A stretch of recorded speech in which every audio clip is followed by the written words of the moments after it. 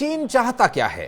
ये सवाल इसलिए क्योंकि एक तरफ वो भारत के पक्ष में बयान दे रहा है तो दूसरे एंड पर पाकिस्तान को भी साथ लेकर चल रहा है और उसकी तारीफ उस मुद्दे पर हो रही है जिस पर लगातार भारत पाकिस्तान को घेरता रहा। नमस्कार, मैं हूं आशीष त्रिपाठी। रूस के बाद अब चाइना ने भारत के साथ कारोबारी रिश्तों पर बड़ा दांव खेला। दिल्ली में चीनी राजदूत शू फेईहोंग ने गुरुवार को कहा कि हम सभी भारतीय प्रोडक्ट्स का अपने बाजार में स्वागत करते हैं। यानी चीन अब भारतीय प्रोडक्ट्स के लिए अपनी मार्केट के दरवाजे खोलने को तैयार है। लेकिन क्या ये इस आधार पर हो रहा है कि भारत भी उनके प्रोडक्ट्स के लिए अपनी दरवाजे खोल दे? बहरहाल ये भी एक सवाल रहेगा। लेकिन ये बयान ऐसे वक्त में आया है जब अमेरिकी प्रेसिडेंट डोनाल्ड ट्रंप ने भारत पर नए टैरिफ लगा दिए हैं। इससे भारत अमेरिका ट्रेड रिलेशन पर दबाव बढ़ गया है और चीन इसे मौके के तौर पर देख रहा है। भारत में चीनी राजदूत शू फेईहोंग ने यह कहा कि अमेरिका ने भारत पर 50% तक के शुल्क लगाए, हम इसका दृढ़ता से विरोध करते हैं। चुप्पी केवल दबंग को और बढ़ावा देती है। चीन भारत के साथ मजबूती से खड़ा रहेगा। चीनी राजदूत ने कहा कि भारत और चीन के बीच टीम वर्क और सहयोग बेहद जरूरी है। उन्होंने ट्रंप सरकार की टैरिफ नीति पर सीधा निशाना साधते हुए कहा कि टैरिफ और ट्रेड वॉर अंतर्राष्ट्रीय व्यवस्था को बाधित कर रही हैं, जिस व्यवस्था से अमेरिका ने अतीत में सबसे ज्यादा फायदा उठाया है। विशेषज्ञों के मुताबिक बीजिंग का यह कदम दो मकसद साधता है। पहला, भारत को आर्थिक भरोसा देना और दूसरा, अमेरिका को यह संकेत भेजना कि एशिया में उसके खिलाफ विकल्प मौजूद है।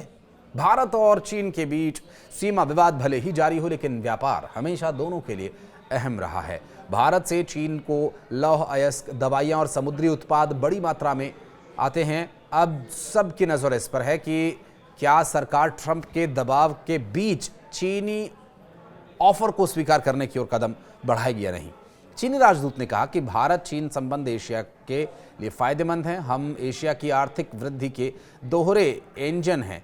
विशेष प्रतिनिधि स्तर की बातचीत में महत्वपूर्ण सहमति बनी है। चीनी राजदूत ने कहा कि हम मिलकर एक नई राह बनाएंगे। हम भारतीय वस्तुओं का चीनी बाजार में प्रवेश करने का स्वागत करते हैं। उन्होंने ये भी कहा कि चीन एक तरफा व्यापारिक दबावों के खिलाफ भारत के साथ खड़ा है।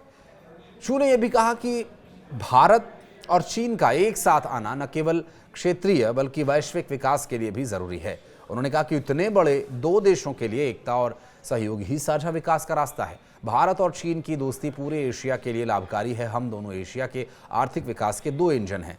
भारत चीन की एकता पूरी दुनिया के लिए लाभकारी है।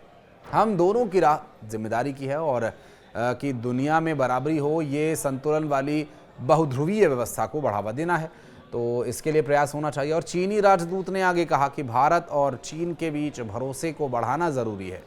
उन्होंने ये भी कहा कि हमें रणनीतिक स्तर पर एक दूसरे पर भरोसा बढ़ाना चाहिए और आपसी संदेह से बचना चाहिए। हम प्रतिद्वंदी नहीं हैं, साझेदार हैं। उन्होंने ये भी कहा कि हम भारत के साथ मिलकर के रणनीतिक विकास को बढ़ावा देना चाहते हैं और सहयोग का दायरा भी बढ़ाना चाहते हैं। हम भारतीय वस्तुओं का चीनी बाजार में स्वागत करते हैं। अमेरिका के टैरिफ पॉलिसी का विरोध कर चीन ने यह संकेत भी दिया कि वो भारत के साथ मिलकर के एक मल्टीपोलर वर्ल्ड ऑर्डर का बढ़ावा देने का प्रयास कर रहे हैं। और ये कदम न सिर्फ एशिया बल्कि पूरी दुनिया की आर्थिक और राजनीतिक शक्ति संतुलन की दिशा तय कर सकता है। अमेरिका के टैरिफ पॉलिसी का विरोध कर चीन ने यह संकेत दिया कि वो भारत के साथ मिलकर के एक मल्टीपोलर वर्ल्ड ऑर्डर को बढ़ावा देना चाहते हैं। ये कदम न सिर्फ एशिया बल्कि पूरी दुनिया की आर्थिक और राजनीतिक शक्ति संतुलन की दिशा तय कर सकता है। लेकिन दूसरी तरफ चीन के विदेश मंत्री वांग यी ने पाकिस्तान के उप प्रधानमंत्री और विदेश मंत्री शाकडार के साथ संयुक्त प्रेस कॉन्फ्रेंस की। अब ये सवाल क्या जो पाकिस्तान के साथ पिंगे बढ़ाई जा रही हैं चाइना के द्वारा, वो भारत के लिए ठीक है? दरअसल ये बैठक छठे चीन पाकिस्तान विदेश मंत्रियों की रणनीतिक वार्ता के बाद हुई और वांग यी ने कहा कि बैठक दोस्ती और भाईचारे के माहौल में हुई है और लगभग सभी मुद्दों पर व्यापक सहमति बन गई है। तो पाकिस्तान के साथ भी इनकी सहमति बन रही है। पाकिस्तान के साथ चीन की बढ़ती रणनीतिक साझेदारी से भारत की टेंशन भी बढ़ सकती है। दरअसल चीन पाकिस्तान का सबसे बड़ा सहयोगी है और हथियारों का निर्यातक भी है। ऑपरेशन सिंदूर के दौरान भी चीन ने पाकिस्तान की मदद की थी और तो और चीन ने आतंकवाद के खिलाफ पाकिस्तान के प्रयासों और बलिदानों की सराहना की है। देखिए, यहाँ पाकिस्तान जैसे डॉग लवर्स आवारा कुत्तों को खाना खिलाते हैं और पानी पिलाते हैं, दूध पिलाते हैं, वैसे ही पाकिस्तान के आतंकवादियों को पनाह देना, और फिर पाकिस्तान हो गया कुत्ता और चीन हो गया डॉग लवर। तो डॉग लवर की तरह ये भी पाकिस्तान को फीड कराते हैं और फिर पाकिस्तान जो है बाकी देशों को, खास करके भारत को काटता है।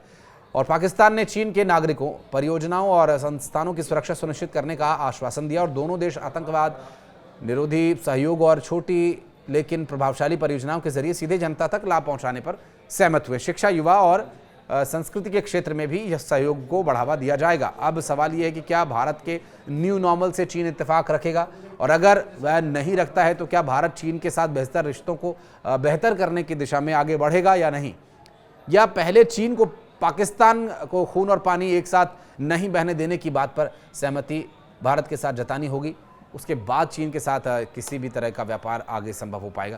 क्योंकि साफ जाहिर है कि इस हाथ ले उस दे दे, यही व्यापार का है दस्तूर। और इसी तरह से जब भारत चाइना में जाकर के अपने प्रोडक्ट्स बेचेगा तो फिर सीधी सी बात है कि चाइना भी अपने प्रोडक्ट्स भारत में बेचेगा, जो कि बहुत सालों से धड़ल्ले से बिकते आ रहे हैं। हालांकि कुछ दिनों में जिस तरह की चाइना की गतिविधियां रही हैं, उन्हें देखते हुए ज़रूर इन पर रोक लगाने का एक प्रयास किया गया था, लेकिन अब वो रोक भी शायद हट जाए जो प्रयास चाइना के द्वारा किए जा रहे हैं। लेकिन दोनों काम एक साथ तो नहीं होंगे।